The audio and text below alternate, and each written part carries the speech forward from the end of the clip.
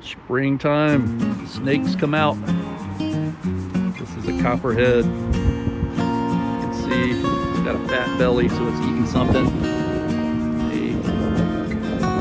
They can come out this time of year and they shed. And the colors are very vibrant.